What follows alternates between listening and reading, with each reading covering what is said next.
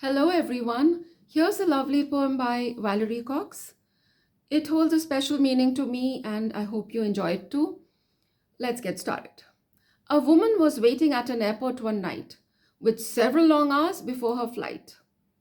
She hunted for a book in the airport shops, bought a bag of cookies, and found a place to drop. She was engrossed in her book, but happened to see that the man sitting beside her, as bold as could be, grabbed a cookie or two from the bag in between, which she tried to ignore to avoid a scene. So she munched her cookies and watched the clock as the gutsy cookie thief diminished her stock. With every cookie she took, he took one too. When only one was left, she wondered what he'd do. With a smile on his face and a nervous laugh, he took the last cookie and broke it in half.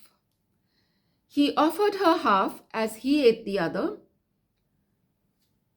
She snatched it from him and thought, "Oh, brother, this man has some nerve, and he's also rude.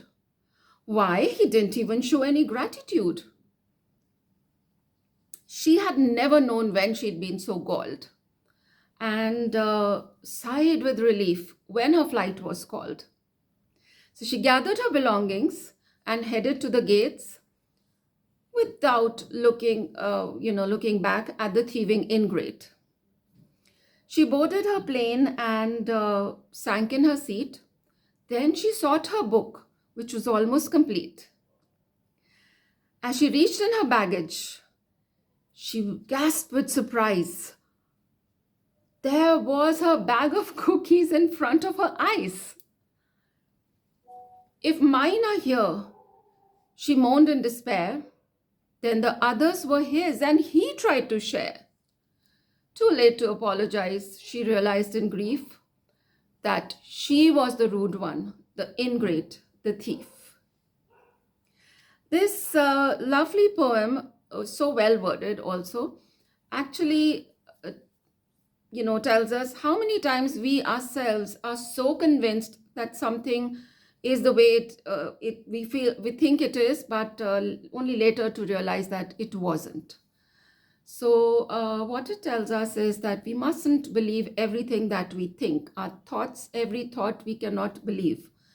And another thing that I learned from this, the message that I get from it is that we must not just look at others. We're too quick to judge people and look at the others, their behavior, their attitude, and their actions.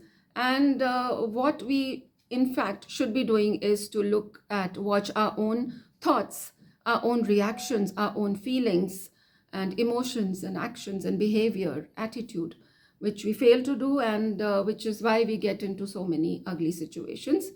And if each one of us could be the watcher of our own thoughts and feelings, then probably we'd be able to, avoid such ugly situations.